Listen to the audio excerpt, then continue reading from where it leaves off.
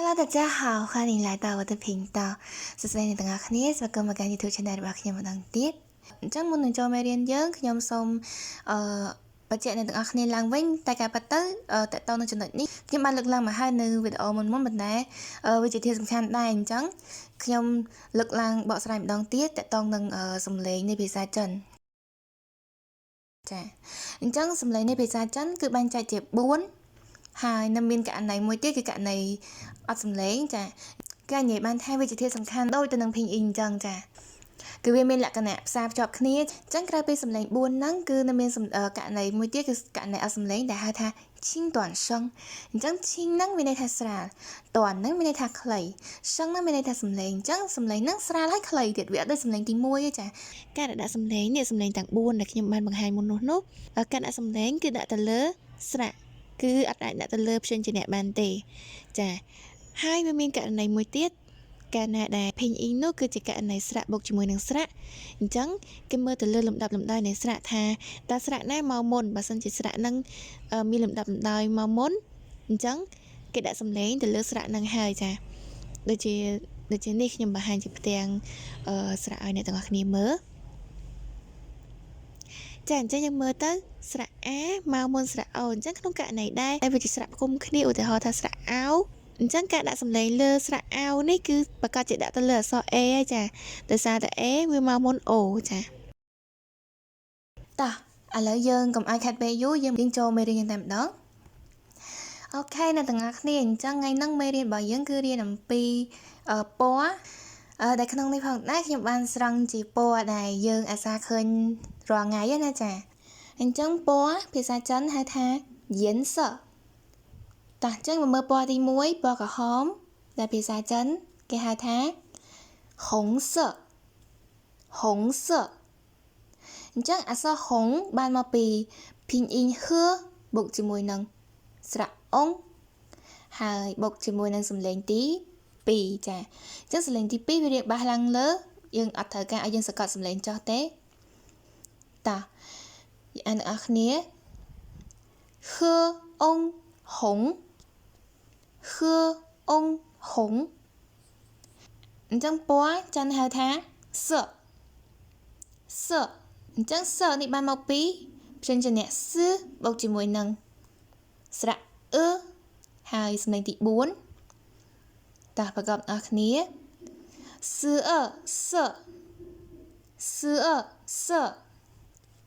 ចាចឹងអ្នកទាំងអស់គ្នាកន្លែងនេះគួរតែ note ទុកតែម្ដងអញ្ចឹងជាមួយនឹងប្រយ័ត្នច្រឡំណាអ្នកទាំងអស់គ្នាភាគច្រើនតែម្ដងអ្នកដែលរៀនភាសាចិនហ្នឹងគឺខ្ញុំចាប់អារម្មណ៍ថាគាត់ច្រឡំជាមួយនឹងស្រៈអ៊ីហើយនិងស្រៈចាអញ្ចឹងស្រៈនេះគឺយើងអានជាមកសមិនមែនសអីចាសហ្នឹងទៅជាន័យផ្សេងឯងចាអញ្ចឹងកន្លែងនេះបែងចែកច្បាស់តោះយើងមកប្រកបម្ដងទៀតហឺអុង红色红色តោះយើងមកមើលពាក្យបន្ទាប់អញ្ចឹងពលរៀនភាសាចិនបកមកថា黄色អញ្ចឹងអក្សរហួងបានមកពីព្យញ្ជនៈហឺបូកជាមួយនឹងស្រៈអ៊ូហើយនិងស្រៈអាំងយើងមកមើលទាំងអស់គ្នាការប្រកបមានរឿងប្លែកបន្តិចណាចាហឺអ៊ូអាំងហួងហឺអ៊ូអាំងហួងស色黄色ដែលហួងនេះមានសំឡេងទី2ដែលអក្សរហុងនឹងដែរចាតោះយើងមកមើលពណ៌បន្ទាប់អញ្ចឹងទៅតនឹងពណ៌ផ្កាឈូកនេះយើងអាចនិយាយបានពី粉色ក៏បាន粉红色ក៏បានចាមកយើងមកប្រកបទាំងអស់គ្នាពណ៌ផ្កាឈូកចិនហៅថា粉色ឬមួយក៏粉红色អញ្ចឹងអក្សរ粉នេះបានមកពីព្យញ្ជនៈ f បូកជាមួយនឹងស្រៈ n ហើយសំឡេងទី3ចាតោះប្រកបទាំងអស់គ្នា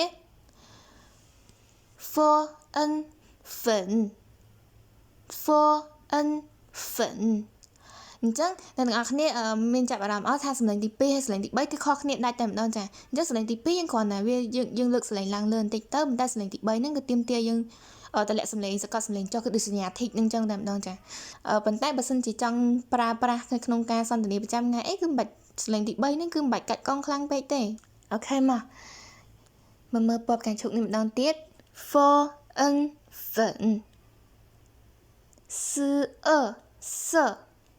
12色粉色ឬមួយក៏ for n 粉喝翁红12色粉红色អញ្ចឹងមកមើលពណ៌បន្ទាប់ពណ៌បៃតងភាសាចិនអានថា绿色អញ្ចឹងអក្សរលឺនេះបានមកពីព្យញ្ជនៈអក្សរលឺបូកជាមួយនឹងស្រៈអ៊ូតែស្រៈហ្នឹងខ្ញុំបានរៀបរាប់នៅវីដេអូមុនតទៅនឹងអ៊ុនមូតទៅនឹងស្រៈនៃភាសាចិនគឺត្រូវតម្រូវឲ្យយើងស្រួចមកដូចត្រីចាតែគាត់បានមើលគឺគាត់ដឹងហើយចាអូខេមកប្រកបទាំងអស់គ្នាវាមានសម្លេងទី4លឺអ៊ូលឺ12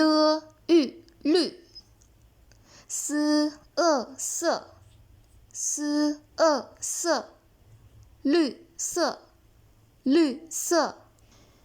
អូខេតោះមកមើលពាក្យបន្ទាប់紫色ដែលអក្សរ z បានមកពីព្យញ្ជនៈ z បូកជាមួយនឹងស្រៈ i ហើយមានសម្លេងទី3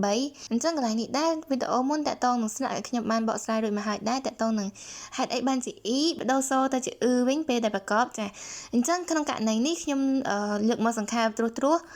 ដែលបើសិនជាអ្នកទាំងអស់គ្នាចង់ច្បាស់អ្នកទាំងអស់គ្នាអាចចូលទៅមើលវីដេអូមុនតកតងនឹង unmu បានចាអញ្ចឹងស្រៈ a នេះកាលណាបូកជាមួយនឹងព្យញ្ជនៈ z ch វានឹងបដូរសូរបស់វាបដូរពី e ទៅជា ចាអញ្ចឹងក្នុងករណីនេះគឺមានតែប៉ុណ្្នឹងទេខ្ញុំសង្ខេបឲ្យអ្នកទាំងអស់គ្នាស្រួលយល់តែម្ដងយើងមកប្រកបម្ដងទៀតz z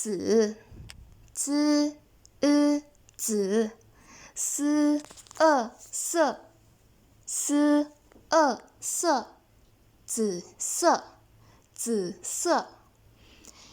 អូខេយើងមកមើលពណ៌បន្ទាប់ទៀតពណ៌ខៀវ蓝色អក្សរឡានបានមកពីព្យញ្ជនៈលឺបូកជាមួយនឹងស្រៈអានហើយវាមានសម្លេងទី2លឺអានឡាន12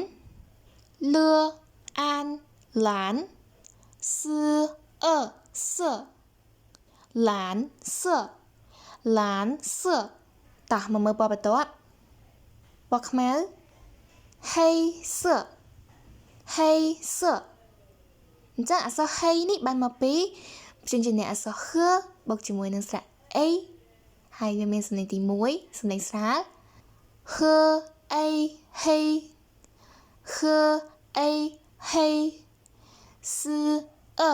សហេសតាមមកដល់ពណ៌បន្ទាប់ពណ៌សបាយសអញ្ចឹងអក្សរបាយបានមកពីព្យញ្ជនៈពណ៌បូកជាមួយនឹងស្រៈអាយពណ៌អាយបាយ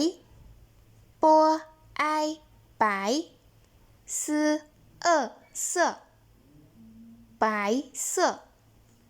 បាយសពណ៌បន្ទាប់ពណ៌ប្រាក់អក្សរចិនអានថា银色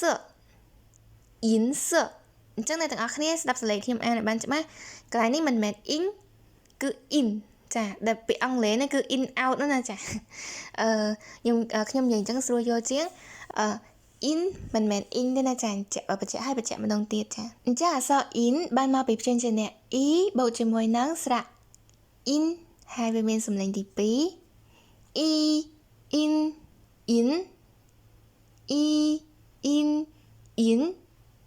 12色银色ចាពណ៌ប្រាក់មើលពណ៌បន្ទាប់ពណ៌ចុងក្រោយគឺពណ៌មាសជីនសអញ្ចឹងអានេះអ៊ីនដូចគ្នាចាមិនមែនអ៊ីនទេណាចាបញ្ជាក់ហត្ថទៀតអញ្ចឹងអក្សរជីងបានមកពីព្យញ្ជនៈជីបូកជាមួយនឹងស្រៈអ៊ីនហើយវាមានសញ្ញាទី1ជីអ៊ីនជីនជីអ៊ីនជីនសអសជីនសអូខេអ្នកទាំងអស់គ្នាយ៉ាងម៉េចហើយបន្ទាប់ពីបានរៀនបានច្រើនពណ៌ដែរហ្នឹងចាមានចាំបានខ្លះអត់អូខេតោះយើងមក review ទាំងអស់គ្នាពណ៌ក្រហម红色ពណ៌លឿង黄色ពណ៌ផ្កាឈូក粉色ឬមួយក៏粉红色ពណ៌បៃតង绿色ពណ៌ស្វាយ紫色ពណ៌ខៀវ蓝色ពណ៌ខ្មៅ黑色ពណ៌ស白色ពណ៌ប្រាក់银色ពណ៌មាស金色អញ្ចឹងវីដេអូថ្ងៃនេះគឺមានតែប៉ុណ្្នេះទេសង្ឃឹមថាអ្នកទាំងអស់គ្នានឹងព្យាយាមរៀនបន្តទៀតបើសិនជាអ្នកទាំងអស់គ្នាចូលចិត្តវីដេអូក្នុងការរៀនភាសាចិនរបស់ខ្ញុំកុំភ្លេចចុច like share ហើយនិង subscribe ដើម្បីទទួលបានវីដេអូថ្មីទាក់ទងនឹងការរៀនភាសាចិនចា៎បើអ្នកទាំងអស់គ្នាមានសំណួរឬមួយក៏មានជា idea ចង់ឲ្យខ្ញុំបង្កើតជាមេរៀនបរិញ្ញាជាពាក្យអីផ្សេងណាមួយឬមួយក៏ចង់រៀនជាមេរៀនពណ៌បន្ថែមអ្នកទាំងអស់គ្នាអាច comment នៅក្នុងនេះបានអរគុណអ្នកទាំងអស់គ្នាដែលខំស្ដាប់ពីដើមវីដេអូរហូតដល់ចប់ចាអញ្ចឹងអរគុណច្រើនជួបគ្នានៅក្នុងវីដេអូក្រោយៗទៀតបាយបាយ